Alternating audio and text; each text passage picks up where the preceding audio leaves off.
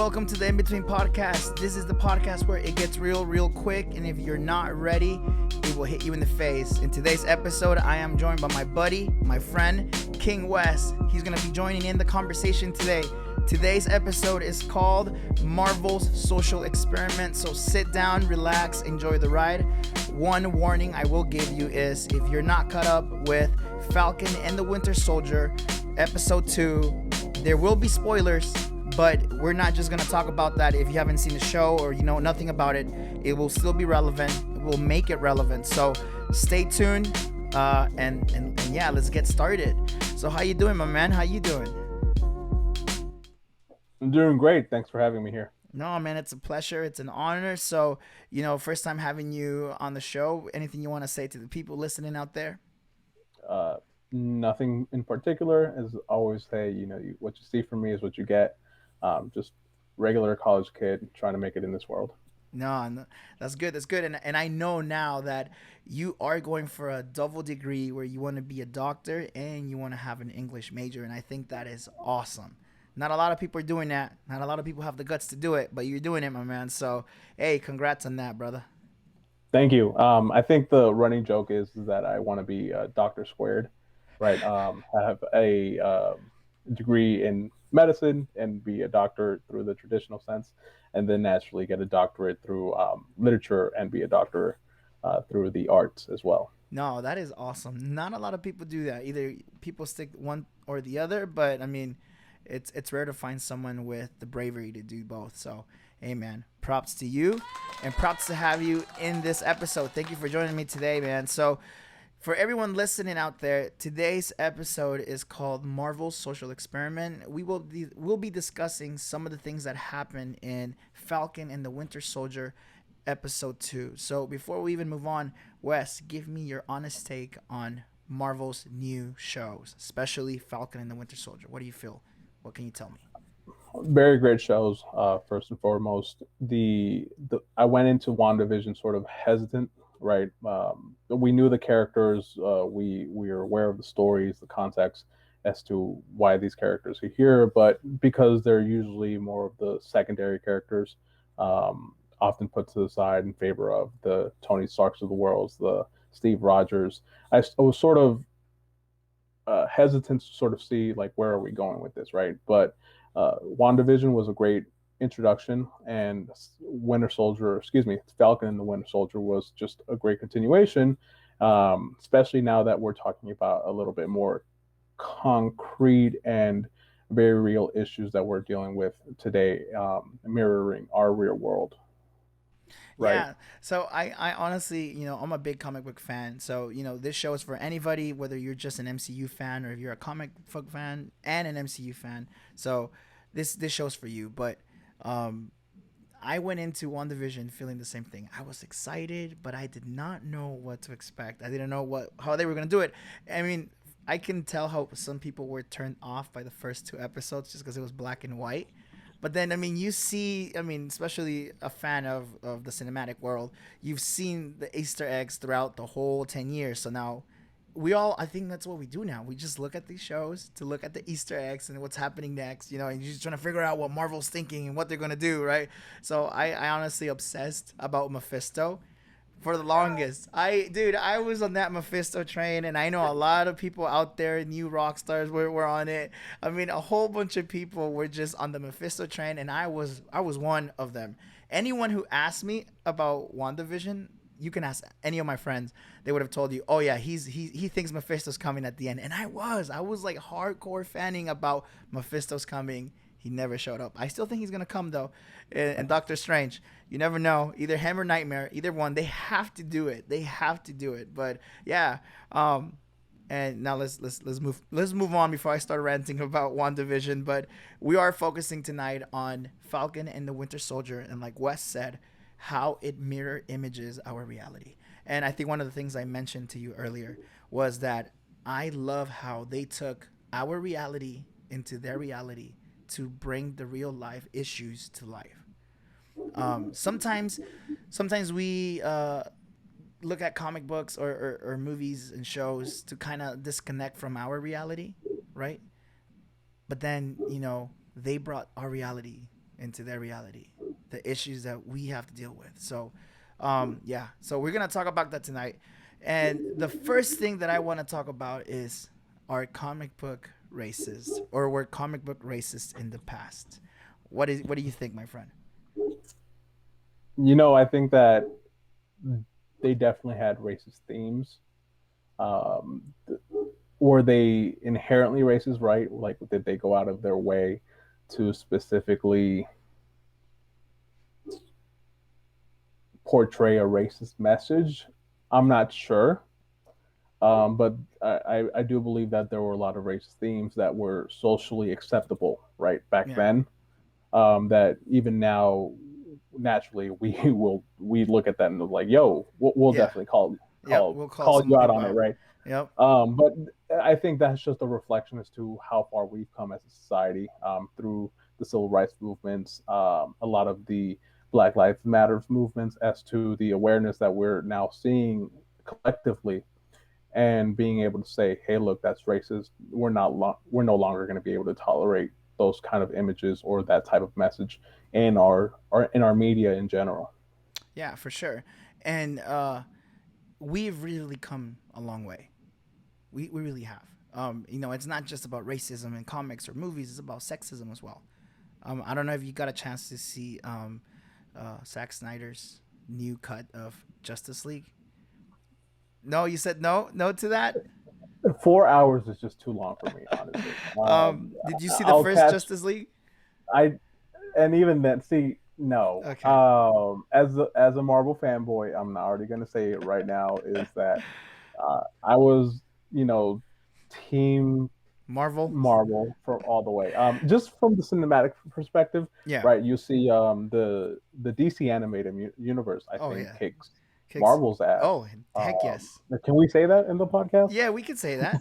We could totally say that um, because it's true. And I'll tell you this from a DC fan, because I was a DC fan before I was a Marvel fan. And I'll tell you why. Because most or a lot of the characters that we see in Marvel were just they copycat from mm, DC. So I've yeah. always went to the source. I've always been a my hero has to be Batman. So Ooh, when I saw the injustice that they did to him in Justice League in the whole movie, and the reason why I bring right. it up is this: for anyone that hasn't seen it, is because Wonder Woman was just there as a sex symbol. Yeah. Okay, there was a Which is lot of usually how a lot of mainstream media portrays our female leads, right? yeah, definitely, and so there was even a lot of complaints because there were some upskirt shots of Gal Gadot that were just thrown that you would have never done, and then it just doesn't go with a Yeah. superhero movie. And so that's why I bring Zack Snyder's cut, because he actually made Wonder Woman a symbol, not a sex symbol, but a strong female symbol that a woman can, succeed in a man's world, especially when we talk about comics and superheroes, which, if we look back at the history of comics, women always seem to be playing second fiddle to men, or they're Mm, just there to be a sex symbol, and that's why I was bringing that. We are changing. The times are changing where we will not stand for racism, sexism, or any type of hate language towards any type of community. It just shouldn't exist. Um, but then we get back to this, right? Comic books in the past have been used for propaganda, and I'm sure you're gonna dive into that in a little bit. They have been used to promote negative stereotypes, and if you ask me, I think that all stereotypes are negative stereotypes because they put a prejudgment in people to think about a race a certain way. So they've been used to use as propaganda to promote any type of negative or stereotypes, and just to depict, many races, many communities in a bad light. Um, and so the first thing that I want to do is bring up an image of Falcon, because we're talking about Falcon. And in this image, which was published in Captain America issue 186, this was published in June 1975. We see the Falcon dressed as a stereotypical pimp that we would think. So, what is your honest take on this image, my friend? First thought that comes to mind is a pimp named Slickback from the Boondocks, Yep. right? With the tailored shirt, with the polka dot pants. So I think specifically because that character in general is supposed to represent the stereotypical black pimp. Yep. But another thought that comes to mind is also the play Suit Suits. And just for a little context, it's a play that was written based off of a real historical event that happened in, I believe, California, Yeah. um, about this gang of Latino men that were racially profiled and wrongfully indicted for the murder of I believe it was a white gentleman as well, Yeah. right?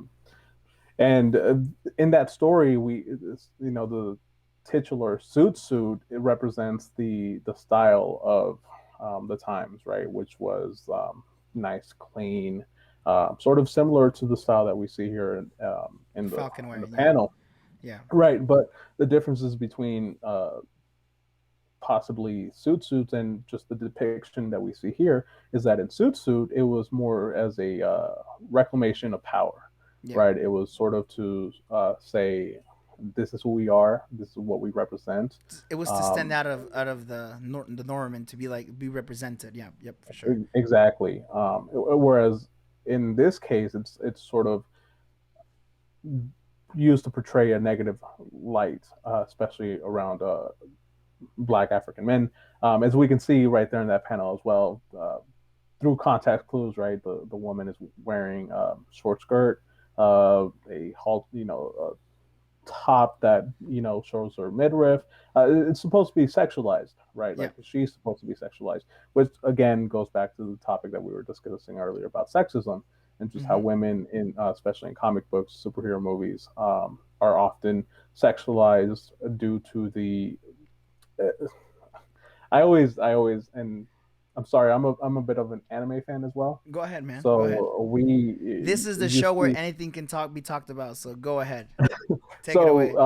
the argument, right? Like One Piece is a very famous anime adaptation of the manga Mm-hmm. One Piece itself, and throughout the you see that these women characters have voluptuous figures, right? Like enhanced, big Yeah. breasts, slim waist, Mm-hmm. you know, and the argument has always been that the mangaka or the creator of the manga says is like, well, look, these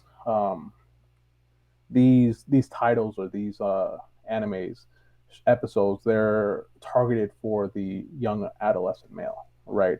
But in that sense, what are we teaching our our future generations, right? Like, hey, these women are supposed to be sexualized. They're not here to sort of be seen as equals. They're there to be eye candy, Yeah. right? And so that's when I look at this image, it just shows negative connotations throughout it all, right? From a feminist standpoint, just seeing a woman of color being, sexualized as well. Um, Also seeing a man of color being sort of portrayed as this negative stereotype, as you mentioned earlier, because it's a children's comic, right? Like It's he's a out here children's smoking, book. right? He's out here smoking, and as a kid, you sort of see this, and we talk about representation, how important it is in society and just media in general, and then you see you're a male, you're black, and you see this is your representation, and you sort of say like, oh, is that what I'm supposed to grow up to be and to do, right? But what do you think about it? I think that it's so wrong in many levels, Hmm. and to think that I didn't, we just talked about this, this is a kid's book, it's a comic book, and you know, and it's also a representation of the time how black men were looked at or represented during this time. This comic was printed in 1975. This is during the big war on drugs and the drug epidemic in this country, heroin, cocaine, coming from Colombia, and what was the stereotype that black men were either pimps or they were dealers, and so you know I can imagine what kids during this time were thinking when reading these comics. Like you just said, oh, is this my future?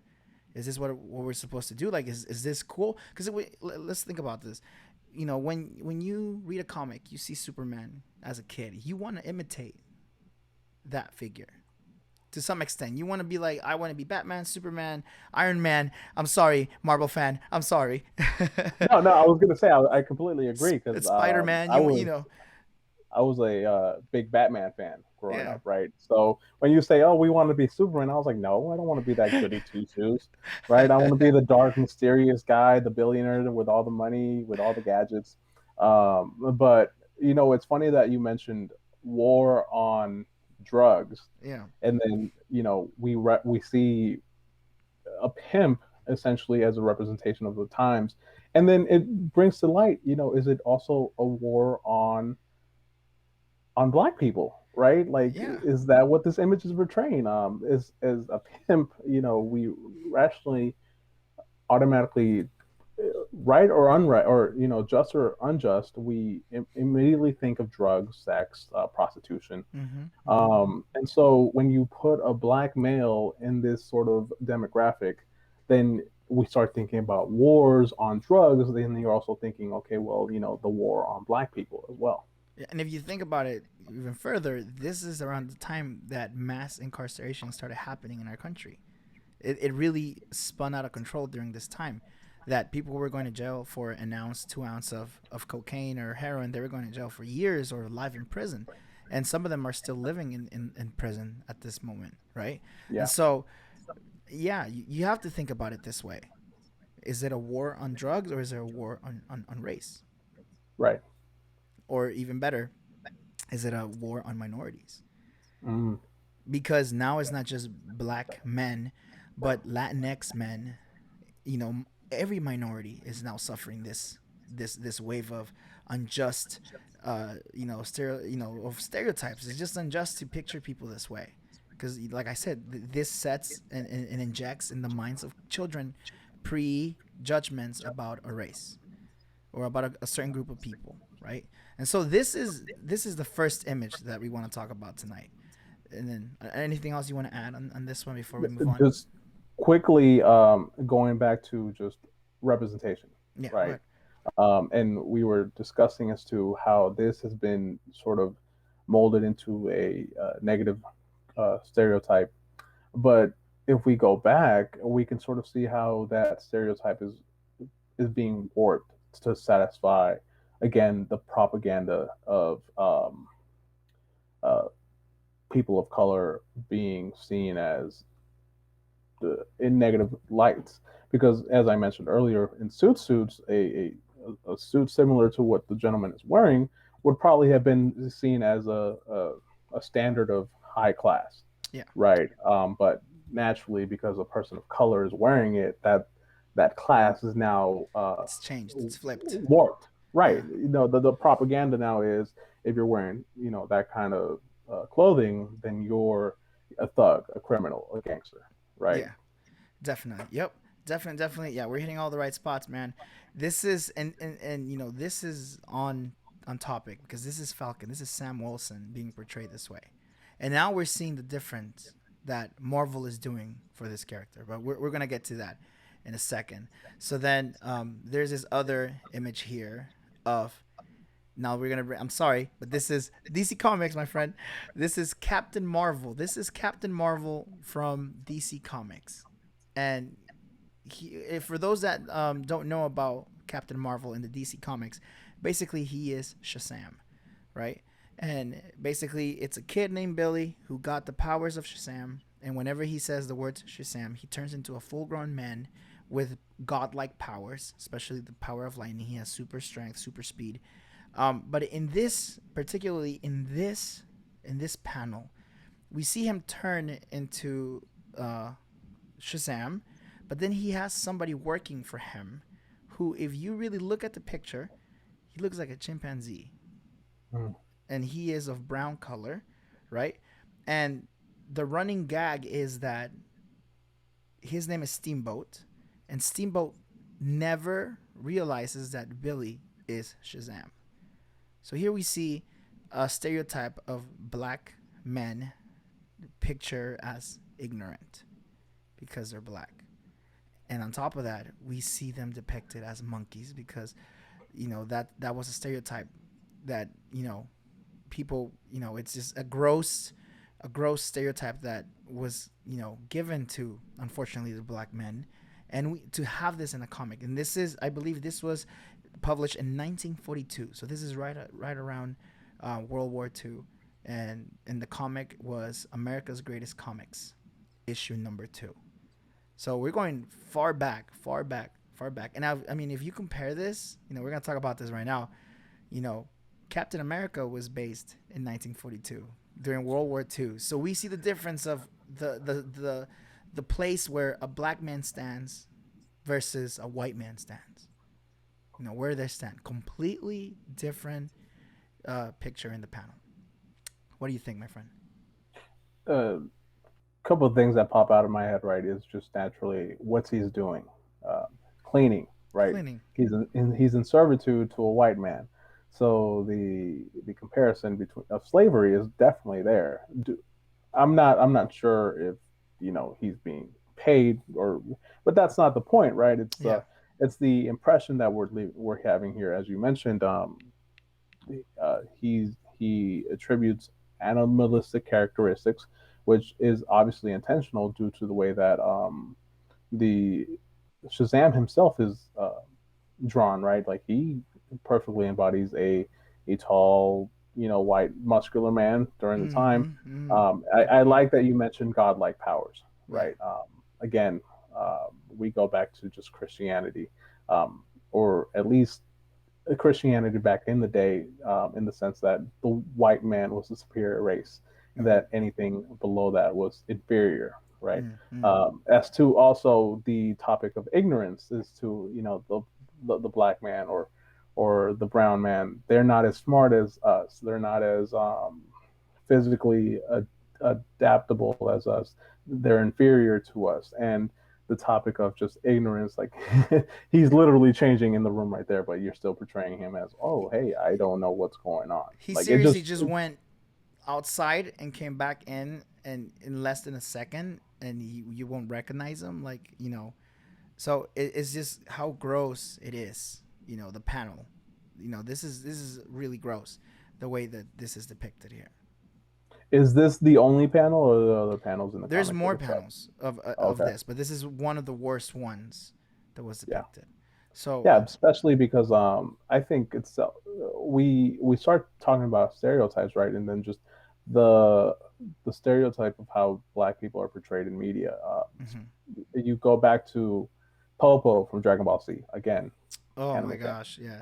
The big red lips, the black face. We think of from Pokemon, the Jinx, the Pokemon, Mm-hmm. right? Like they actually had to revise that Pokemon specifically because, again, it's modeling stereotypes of just big black lips, or excuse me, big lips, completely black face, and just again talking back to the times where blackface was sort of accepted, right, in the Yeah. culture.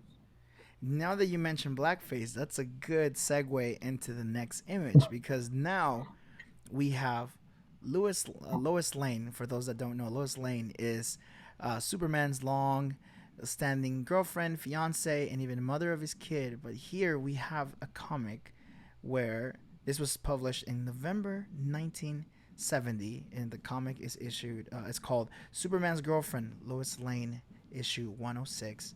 And basically, the story is this: she was trying to get a prize for a story, and she went to Little Africa, which is basically Metropolis Harlem in the comics, and she goes to speak to people in here and in this community, but she's not getting through to them because, and then she complains to Superman and says, "I can't speak their language."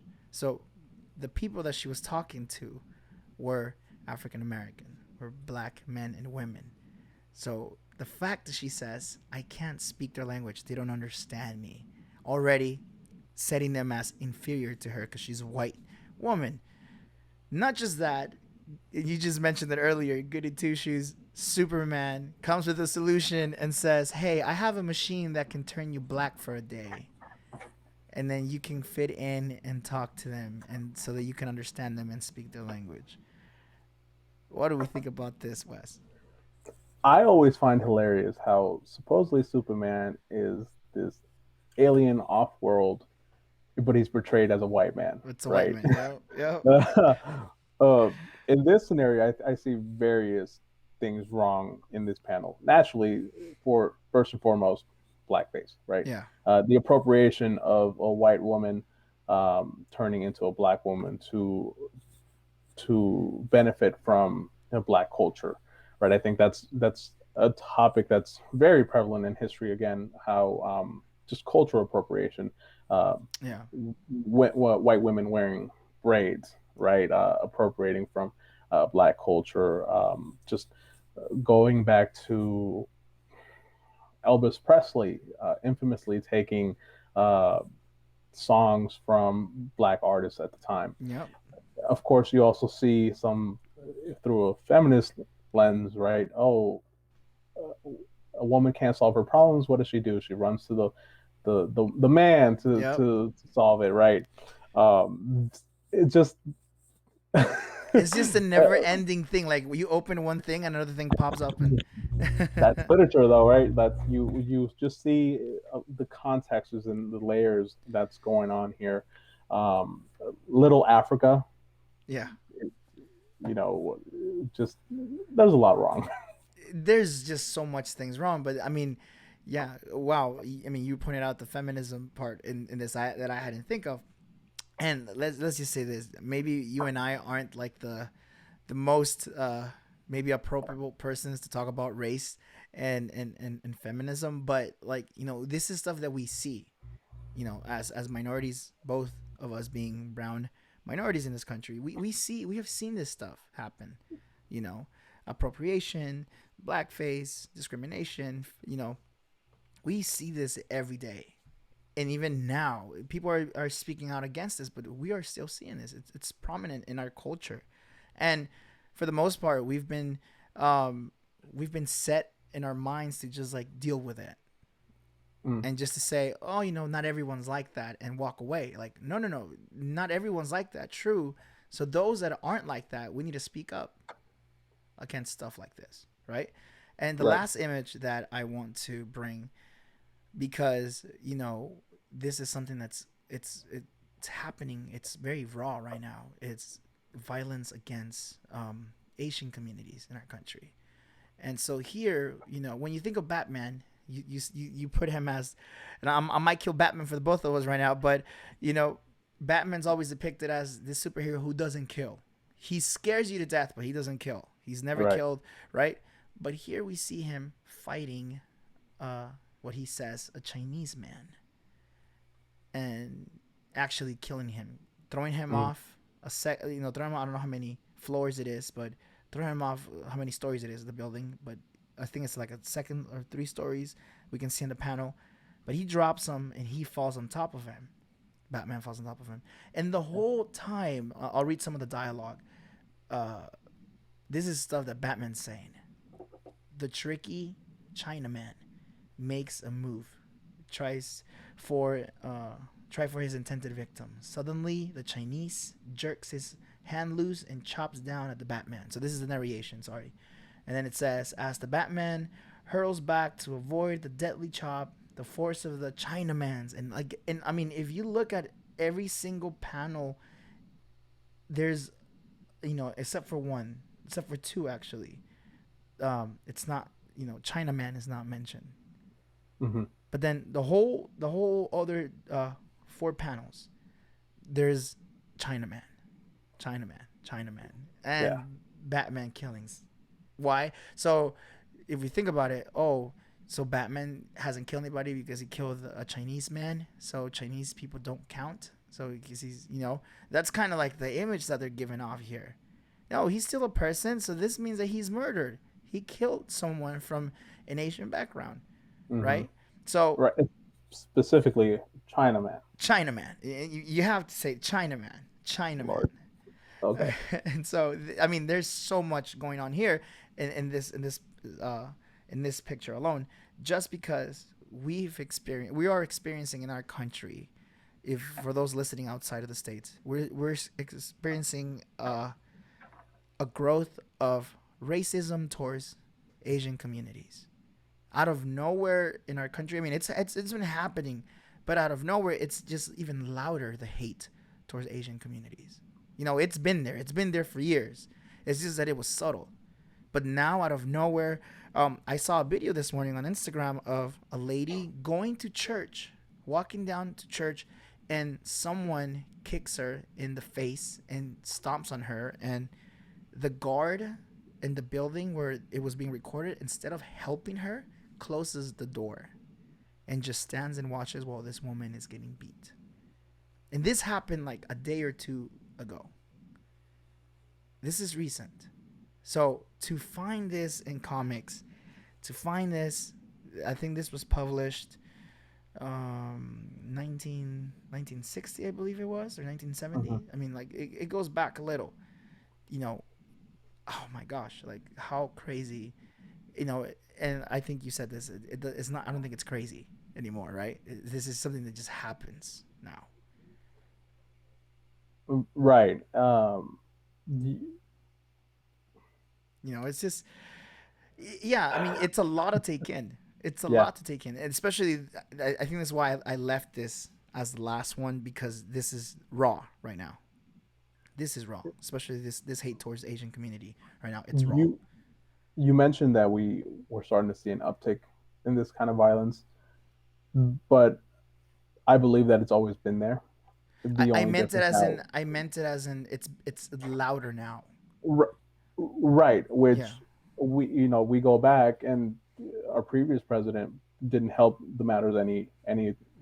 Anyway, Yeah. excuse me, didn't help at all, right? Like Yeah. automatically referring to it as the China virus, Oh my. even though even though scientific evidence shows that it's COVID, Yep. whatever. We get back to that, but the perpetual cycle of hatred is there. Yeah. The perpetual cycle of oppressing individuals and minorities, and we see it now a lot more because now we're also speaking about it a lot more. I think social media is a I was about to double-edged bring that sword. up.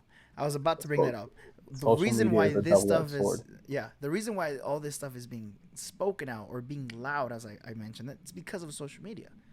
Social media is now the place where I think I'll be honest with you, some of the stuff that you see on Instagram, it's better than the news. Because Mm, some of the news doesn't cover a full story, but there's people actually like covering stories from their Instagrams now, from their Twitter, right? right. And it's become such a great tool for us to pay attention to what's happening, right, in the world now. But I mean, wow, I mean, I think Batman might be killed for both of us now. But I it, mean, this happened. I mean, this happened. it goes back to what do you think about cancel culture? I'll ask you that. Cancel culture. What do I think about cancel culture? Wow, I feel like it's good for for those that deserve it, and I think that anyone who, well, I mean, it's such a big topic to talk about it because it's Yeah. so but I think is how far are we gonna take it? Mm, For example, I think that someone who made a mistake in their early teens, I believe there was an actress, I forget her name, who in her Twitter made some racist slurs in her teens. As a woman now, she apologizes and says, this is wrong, but still loses the job for something that she made years ago, right? are you So talking about the? I believe she was the editor for a gossip there panel. you go. There you go. It Okay. wasn't an Yeah. actress. It was an editor. There you go. Okay. That's what it was. So it was an editor. So I think, cancel the monsters that we need to cancel. Mm, Yes. But also we kind of have to, remain human and think that, people also have lives. But again, hmm. that's such a super crazy topic to talk because everyone has an opinion, right? Right. About The how only they reason I feel. bring it up Yeah. naturally is because we look at images like this. We look at Lois Lane portraying a black woman. Yeah. We look at Batman killing an Asian man, and we automatically assume like, well, hey, they should be canceled for it, right? Mm.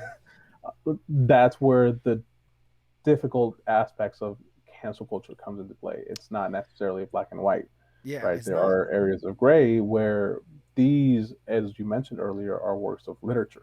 Yeah. And just as people are canceling Huckleberry Finn when you were going through school, Yep. as people were canceling Dr. Gone with the Zeus. Wind. Right. Dr. These Zeus are is getting canceled portrayals, too. right? These are portrayals that, my opinion is, it's we got to be careful, as you said, Mm-hmm. because at the same time, these are works that represent the times, Yeah. right? If we just brush everything under the table and sort of say, "Hey, we're going to cancel everything," Everything. we're not necessarily gonna learn, right? So what's We're gonna end not. up happening is that later generations that don't have the evidence of what happened are gonna Yeah. end up making a cycle and coming back to making those same mistakes again. Because Exactly. there wasn't the evidence to be like, this is why we can't say this or do that because of this in the times. But if you don't have that, I think there's a saying that says if you don't learn from the mistakes in that's the reason for history to exist, to learn from your mistakes. But if you don't learn from the mistakes of history, It you're tends to repeat doomed itself. to, right, you're doomed to repeat history again. And Yeah. I believe that cancel culture is a good thing. We must be careful. We can't cancel everything because otherwise we're gonna end up canceling everybody and we're gonna end up back where we started. Right. So ultimately, the reason that I bring all that up is it, it's a necessary evil. It sounds so wrong even saying it, Yeah, yeah, but you look at sort of the origins, right? Now we look at the Falcon representing as a pimp. We look at Batman killing somebody, right? But now we look at it in modern society, right, or in the modern age, and we start sort of seeing now our representations mm-hmm. of Falcon as a hero, Yeah, right, as an individual that the black community, um, excuse me, finds inspiration in. And I don't necessarily want to say Falcon because I do think that a lot of people still sort of see him as a sidekick, but we see and we'll talk Black about that right Panther. now. Yeah, We'll see Black Panther, right? mm-hmm. Oh my goodness. Black Panther comes out and you start hearing the black community just saying, finally, we feel like we're being properly represented Yeah, in media, right? yep, And it's just, that's why I think specifically when you look at these panels, yes, horrible. You can't justify them at all. But at the same time, when you flip it and you see how far we've come, yeah, it gives you a little bit more of a sense of, hey, we had to go through those times to be here where we are now. and And I I think think that's why it's important to continue to discuss why these sort of panels are wrong and why we need to be able to keep them around so that we could keep reminding people, like, look, this is where yeah, we were, this yep. is where we are now. They are not a representation of who we want to be in the future. That is perfect. That is awesome that you bring that up, man. That is perfectly said. We can't, as much as cancel culture is everywhere now. We can't completely just say reboot, delete everything because otherwise we will end up doing the same mistakes. Yeah. And I think this conversation is going pretty well, and this brings us into Falcon and the Winter Soldier. So in this episode 2 of Falcon and the Winter Soldier, we see, especially, we see a lot of depictions of social injustices that happen in the real world or our reality now are being brought into the MCU. So Hmm. I'm not, and the reason why we're bringing this, we're not, I want to say that out there for the listeners and viewers that we're not saying that Marvel is doing the wrong thing. I think they're doing a great thing. Mm. They're using their medium as a great thing to bring those issues to light. And one of the things that they're doing is presenting Falcon not as a sidekick. They're really not, right? They're in the series. I believe that by the time we reach episode 6, which is the finale, when it's 3 weeks away, man, can't believe it. By the time we get to the last episode, the finale of the season, we're gonna see why he is number one and not a sidekick. Yeah. We've known that. I'm talking about Falcon. Talking about Right. Falcon. No, I think the first two episodes, if anything, we're starting to see sort of the main Yeah. character being Falcon, right? Yeah. Yeah. And Bucky still being sidelined as Sideline. the sidekick. So Yeah. I'm in agreement because once that sixth episode hits, we're gonna cry naturally because now we're gonna have to wait what like 2 months 2 months for Loki, Loki to for drop. Loki and more Marvel content. But we're finally gonna see that narrative arc sort of bring closure to the decision that Bucky made in the beginning when he decided to give up the shield, Yeah. which I think is just a representation of him not being not being ready to sort of represent America, Yeah. right? Or at least the America that is portrayed in the world that it is, Yeah. right? And we'll get to that. And we'll get to that. So now we bring Sam into the mix. Sam gives up the shield not because he's not good enough, not because he doesn't feel like he can do the job, but because he sees, uh, Captain America as this big shoes to fill, and that was Yeah. his best friend. That was his friend, and he's like, I can never take my buddy's job. Basically, that's what he's saying. But the way the government paints it in I know you got something to say. The way the government sees him is like, oh yeah, thank you. Remember in episode 1 when he gives up the shield, that government official says, "Oh, thank you so much for turning in the shield. You did the right thing," Mm, because the government in that episode sees Falcon as, you're not good enough. You yeah. can't be the next Captain America because you're black, basically. Yeah. Because then Yeah. they go and replace Captain America for another white guy, which is John Walker. We'll Uh, talk about him in a bit.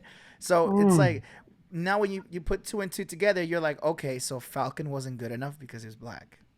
mhm. And now I'm not saying that Marvel is saying this. They're not saying that. It's the government in the show says that to bring to light to us, to bring to light, sorry, the issue of how in the real world sometimes black men are depicted like they're not good Right. enough because of the color of their skin. Completely agree. I also believe that it's a sort of death of the author in a way. We can't, not necessarily that we can't hold Marvel accountable for what happens in the show, because at the end of the day, it is a show that's supposed to reflect the realities that Black America faces today, right? And we don't have to go far. Yeah. Uh, George Floyd, Breonna Taylor, just Yeah. two very notable names in the past year alone. Um, but the reason that I got so excited is because you see that hint of I didn't necessarily catch like the government, saying you're not good enough, Yeah. but I saw it as in that line where Bucky and Sam are discussing um, the idea of being good. Naturally, we have a lot to unpack there. We have Sam just internalizing that identity that he's not good enough, Mm-hmm. right? Whether it's because he glorifies Steve Rogers and the Captain America that he embodied, right? Just all the greatness that he was able to bring in, not because he was the perfect soldier, remember, but because Yeah. he was a good man, Because he's a good man. right? Yep. But the key line that always drew me in was when he said, um, and it sort of was that moment where it made me go, he gave it up because he's black, right? Yeah. It was when he said, look, it's something that you, as in Bucky and Steve, aren't going to understand, Mm-hmm. but just know that I feel that I did the right thing, Yeah. Yeah. right? Yeah. And you think to yourself, well, how would Captain America, the Steve Rogers, the person that did the job, not understand what Captain America was about? Mm-hmm. And it's essentially when he separates the two, right? Steve and Bucky, two white males living in America. They're Mm-hmm. never going to understand the experience of a black male, Perfect. especially when it comes to a black male being uh, placed in a position of idolization, being placed in a position of representation for all of America, right? Like that's what I think we're essentially what the argument of this show is that it's not necessarily that Bucky, or excuse me, Sam isn't ready to be Black America or be to be Captain Captain America. America, but it's that America isn't ready for a Black Captain America, Yeah. And right? so I think one of the most disgusting things that happened in the episode is when you see the new Captain America, John Walker, come in with Mm. his black sidekick, you know, and it's Well, that's comic book relevant, right? yeah, Like, but I mean, they're literally mirror image, mirror imaging what. okay, Bucky and Sam No, and, no, or no, excuse me, no. Steven. Captain and yeah, Steven, Steve right. Rogers and Sam Wilson. So it's Mm. basically like, oh, Captain America needs a black sidekick, basically Mm. say, and then the part where even Sam goes, it's the last line, man. It's the last line where the new Right. Captain America is like, like he's making this like big old speech, like trying to convince, Bucky doesn't want to hear it. He walks away, but Sam stays there because he's like, maybe I'll give him a chance. And then John Walker says, yeah, everything would be much easier if I have Captain's wingman with me. Yeah. It's Like, that so last line. that line right there, I was just like, Mhm. yo, so you're not, the government, and that's why I put that into together. The government sees Sam as just a sidekick, right? And remember that the government is also Captain America. Yeah, yeah. He He says it is himself. a, He says it yeah, himself. himself. Yeah, you I think when, what was it, when the When they're talking about how they council, found when, they found out about where they were at, he's like, oh, because we hacked your tech. It's like, oh, you hacked my tech. He's like, no, no, no. He's like, that tech belongs to the government, and he's like, we're the government. right, exactly. So um I'm sorry, continue. Oh, I don't even know where I was going to go And with it. so no, it's all good. And so now we see, this just racist image of Captain America needs to have a black sidekick. Mm, And sadly, I feel like in the show Battlestar is such a good man. He wants to be there for his friend, but he hasn't realized yet what he's doing, you know, okay. right? And so that brings me to this. Another way they're mirror imaging our reality. I mean, if we go back to the Tuskegee study, right, where it was believed for 40 years, it started in 1932. 600 African American men from Macon County, Alabama, were enlisted to partake in a scientific experiment of syphilis. The Tuskegee study of untreated syphilis in Negro male was Hmm. conducted by the United States Public Health Service and involved blood tests, x-rays, spinal taps, and autopsies of the subject. So basically, Mm.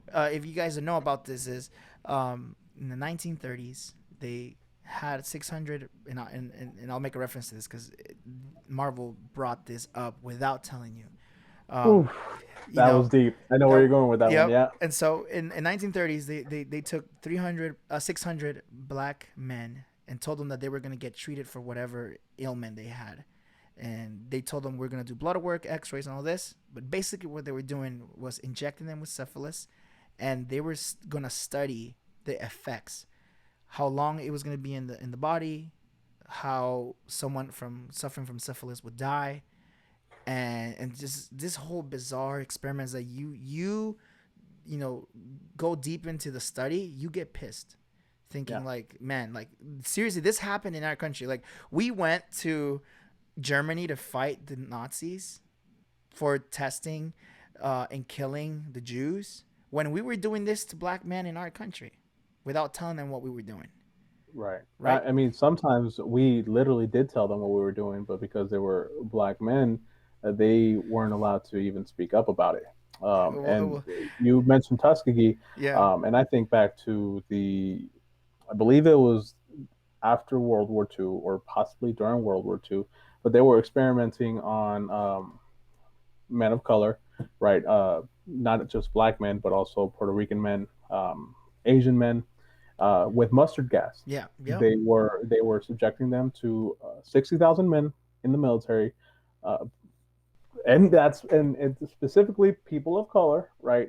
Were subjected to mustard gas testing, where they would be, exposed to the gas, and naturally people would faint, they would die because mustard gas instantly hits your DNA. yeah, It can cause cancer, it can cause pneumonia, it can cause various illnesses, and the crazy part about it is naturally is that they were told that they were going to be experimented on. People obviously can't refuse because when you're in the military, you're government property, right? yeah, Captain America I think has a very good always reminds us that we're government property, right? yeah, Civil War, they get their weapons taken away, and because they then belong to the naturally, government. Right, exactly. Captain America, at the end of the day, also has no agency for himself. Yeah. Steve Rogers, as the man, is a government experiment, thus Mm-hmm. being government property. Anyways, we're getting. But the crazy thing about it is that the report detailed that the black men, Asian men were being tested on because they wanted to see what the mustard gas would have on, black skin or colored skin, Yeah. as opposed to the control group, which was the The white. white males. Yeah. They weren't tested on, right? But it was essentially to see or develop a resistant or a soldier resistant to these type of biological warfare experiments, right? Because you wanted them to be in the front line, getting taking the hit first, and then the control group, i.e., the white man, would come along after the exposed chemical has already been eradicated by the front lines, and then take care of business, Yeah. right? Just another representation as to how minorities have been constantly used as cannon fodder for a white uh, organization. And so, okay, so this happened in our country and in our Mm-hmm. reality. Yeah, but Now we don't know about it, we don't know about right? it. No, I We mean, how many we people? I mean, without going deep into researching, how much did we know about the Tuskegee oh, experiments or the mustard gas experiments? Like, yeah, unless you really, because they don't teach. I mean, if you remember, I mean, now that I remember back, learning history in school, high school or middle school, I don't remember ever bringing that part up. Never. right. I mean, I didn't learn about Black Wall Street until now through the Black Lives Matter movement. We're starting Yeah. to see how Black American culture has just been heavily censored, right? Mm-hmm. Especially in the literary canon. Like I know that we have, you know, Toni Morrison, Mm-hmm. just one of off the top of my head, it's very successful black authors, but you don't see a lot of black authors or black representation in No, literary canon you in don't. America, right? Yeah, in America. Everything is a Eurocentrism, right? Everything is glorified to highlight the successes or the literary successes of your white male, your who anyways, but yeah, please keep going. And so now we bring this. So now they made a great job in bringing this in the Marvel comics, in the MCU. Sorry, we get in this episode we get introduced to Isaiah Bradley, which is such a sad story. Um, After the first 20 minutes of the episode, Bucky and Falcon and the new Captain America and Battlestar get their butts kicked by this super soldiers, right? That they call them, um, the flag smashers. Right. Yeah. And if I don't know if you know this, but in the comics, flag smasher was just one guy. Now Right. we see flag smashers. It's as a group, which Mhm. theory out there. It's not. They're not the bad guys. There's something I don't deeper. think they are. They're Yeah. not. It's Mephisto. Usually with Marvel, right? It's the Mephisto event, It's right? Mephisto. Mephisto's gonna come Mephisto's the bad around. guy. No, Yeah. it's not Mephisto. But But uh, it's just like Mephisto. It's sort of like a red herring, right? and I'll At get to the end that. of the day, I'll yeah. get to that. Go ahead. And so after they get their butts kicked, Bucky says, "Hey, there's someone I want you to meet." And I felt like I didn't know where they were going with it because Mm, it wasn't it was so unexpected that they were gonna take this turn into the series, which it was great. I'm not saying it's a bad thing. It was great. It was dramatic. It played with your emotions, and it shocked you. Right? It yeah. was trifecta. Isaiah Bradley in the comics was a super soldier, just like Steve Rogers. But because for a mission during the Korean War, he stole the Captain America costume. He wore it, saved the country, saved the nation, was a hero. But because he stole the costume of Captain America, was thrown in prison. Now, in the show, they said he was in prison for 30 years. And during those 30 years, he was tested on. And this is where it mirrors the Tuskegee experiment. Yeah. He said that out of 300 black men, he was the only one that survived.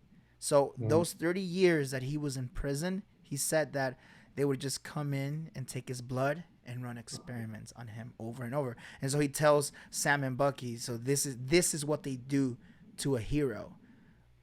But then again, not just any hero, a black hero, Mhm. right? And so and then after, and right after that scene, we see Sam and Bucky kind of arguing. It wasn't even an argument, but you see Sam raise his voice, and out of nowhere, the cops show up, and go directly to Bucky and tell him, "Are you okay? Is Is there an issue here? everything?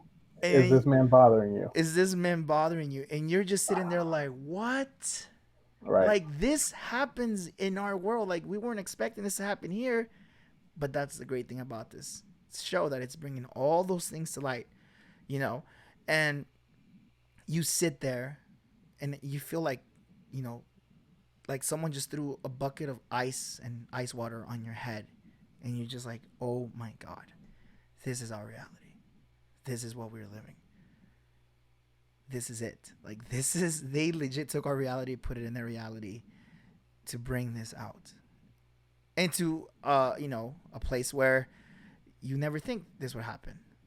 When did you sit down to watch Falcon and the Winter Soldier to look out for social norms and social injustices and racial injustices? No, you didn't. You went there to see action, to see battles and stuff, and then you get this big lesson about racism in our country, which is huge, Yeah. right? I don't know if you want to add anything on that, my friend. I just always think back to how they always say, and you speak to it, how you don't expect to be sort of taught a history lesson or to be sort of confronted with the racism in our country through your entertainment services, right? Like Yeah, as you said, we're here for the action. We're not here to be told, "Hey, this is wrong." yeah, And I always think about how the argument when it comes to pro athletes speaking up against racism or speaking up, using their voices and their foundations to speak up against these, hurtful and wrong uh, topics. The argument is always, shut up and dribble, right? What do you know? You're just a pro athlete. yep, You're making millions of money, millions of yep, dollars to just go ahead and you play a sport. Or you always hear from the conservatives of the group, or when you see the Facebook comments, I'm here to watch sports. I'm not here to be lectured about politics. Like yeah, yeah. politics and sports should be separated. When that is not the case, Mm-hmm. politics and sports has been in tandem with each other for years, especially in America. When you have Kareem Abdul-Jabbar advocating for Black rights, when you have in the Olympics, I feel so bad, but naturally there was a gentleman. I think he was the bronze medal holder, and I think he just raised his hand in Mm-hmm. protest during the national anthem. Again, in protest, we hear Colin Kaepernick, right, uh,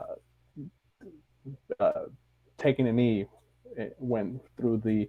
And I'm just trying to say is that art imitates life, Yeah, and these products, they're a good way to express and sort of let the common man or the general populace know, like, hey, this is our reality. This is what Black America has to go through. This is what you are not necessarily seeing because of privilege.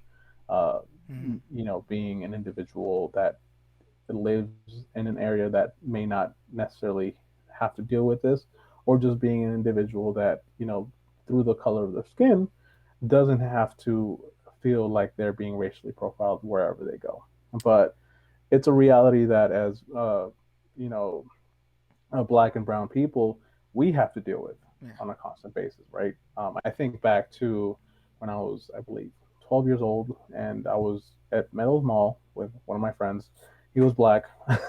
But the reason I bring it up is because throughout that entire time that we were just going in and out of stores, we see this, security guard just constantly tailing us, right? yeah. Like we'd go up, we'd go down, and we just see them in the corner of our eyes, always that constant presence watching to make sure that we wouldn't do anything. Yo, that happened. I mean, that happened to me not long ago.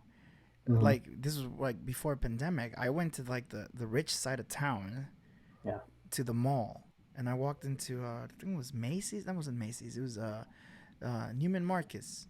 You know, that's a very expensive store. I walk Hmm. in there, you know, I'm all fodongo. I got some chanclas, I got some sweats. I'm looking for some shoes. I'm just crossing through because you know, I don't have the money to shop at Neiman Marcus, but I'm not gonna steal from it either. As Yeah. soon as I walk in, dude, like I had like three of the workers just follow me, basically escorted me till I got out of the building because they saw me dressed the way I was dressed and it's the color of my skin. Yeah. You know, and You yeah. I think of Selena, the movie, right? Mm-hmm. Shout out Giselle, Liz, and Brooke. I know that Yep. they're big fans of Selena, We're and gonna send them you this think back, podcast. right? And you think back to the scene where she's in a store, just minding her own business, taking a look at a dress and wanting to buy it, and the shop owner or the store clerk or whoever it was, they sort of say like, "Hey, this dress may be a little bit too expensive for you. Like, don't take it, right?" Yep. Like you already see this white woman already marginalizing this woman of color because your assumption automatically is that, hey, look, you're brown, you're black. That means that you don't have any money. So Yep. if you don't have any money, then you shouldn't be in the store to pay for these, for these gifts. Naturally, the movie sort of turns it around, and Selena's able to use like her celebrity status Mm-hmm. Mm-hmm. to sort of show like the white woman, like, hey, look, I got money. Like I'm a very iconic figure, especially in today's modern culture, right? And you sort of see that little hurrah moment. But it's how many people can say that they've been profiled like that just because of the color of the skin. They go Yep. to a store, like you said, and they're escorted out because they don't fit that image that an individual shopping at that store would normally fit. Oh man. Oh, and I feel like we can go on for hours talking about all this stuff. But in the end, you know, I think we mentioned this earlier, that it feels good to have people actually be standing up Hmm. against all this type of things. And I Definitely. think you, me, and many other people that we've met through the years now, you know, through our classes. Because, by the way, I forgot to say, but you know, Wes and I, we're classmates, we're colleagues. That's how we met. He's an awesome dude. Um, by the way, he's Nicoyo too, so it's pretty cool. Oh, I have never heard that when in reference to a Nicaraguense. Really? Well, Yeah, that's something new. it's Yeah, something new. There you go. You learn something definitely. something new, my friend. He's also Nicaraguan. He's actually from the place my family's from in Nicaragua. So he's from Leon, Nicaragua. Leon, So that's pretty Nicaragua. awesome. And I think through the people we've met, with people we've connected in our classes, and you know, I think the world is changing. Yeah. We're making progress. But like you said, Hmm. and I'll bring this back now, we have to be careful with cancel culture because we don't want to cancel everything and delete the whole story, because we're probably going to end up in the same place, marginalizing people Hmm. and committing the same mistakes again. Yeah. You know, but in regards to Captain America, now let's talk about Captain America. At the beginning of the show, you know, at the beginning of the episode, he looks like That is clean not my cut. Captain America. That is I just not my want to say. Captain America. Hashtag that's not my Captain America. But he looks like this clean cut dude who wants to do good. He says, I want to be my Mhm. own man. But Yeah. as he progresses, we see him just taking in, you know, like pride and just becoming that jerk. Especially Hmm. saying those lines, you know, if I had Cap's wingman with me, it would be much easier. You know, he Mm. recognizes Sam and Bucky, especially Sam. He Right. recognizes them as, you know, you know, we need you, but to a Wingman. certain extent, Right. to a You're lesser limit. than me. Yeah, you're less than me, and I bring this to and I'm gonna bring this. Remember the running gag when Steve meets Wilson for the first time, and they're running Yeah. in the On your left. Capitol, right? And he's like, to your left, you know, on your left, on your left. You know, Captain always Steve Rogers always saw him on his left. He Hmm. saw him as his equal. Whether he didn't have the super soul serum, he didn't have the superpowers, he didn't have the, you know, none of Yeah. the stuff that he had, but he still saw him as, you're on my left, you're here. And if we could Yeah. say this, Bucky was on the right because that's his best friend. Yeah. So you see him like he puts him at the same at a Equal same standing. place, at equal standing. Yeah, and this Captain America doesn't. But it's just a representation of the way the government sees Sam in this universe, right? Hmm. So, uh, final thoughts, my friend, on this issue. Regarding Captain America, or just Falcon now, the way the show has been uplifting him now, because they I have uplifted him. I personally, the first two episodes I think were great to highlight just the realities that minorities have to deal with on a daily basis, not just Yeah. every now and then. It's just a daily occurrence, and not just through the racially profiling of the police officers in the second episode, but also the first episode where you see that uh, Falcon can't even, or excuse me, Sam can't even get a loan for his house. Yep. And it goes back to just how racism is systematically Mm-hmm. racist, right? Like, and people always say, well, how is how am I racist? Like, people don't understand that's racism, racist people in general. It's an abuse of power, right? Yeah. Like, it stems from power, the fact that your specific group is racially oppressing minorities through the majority, right?